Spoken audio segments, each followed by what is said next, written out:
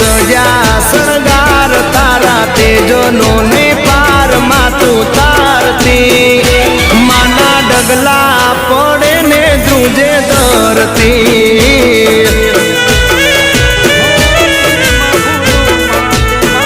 એ માના પગલા પડે ને ધ્રુજે ધરતી જાય જગત જનની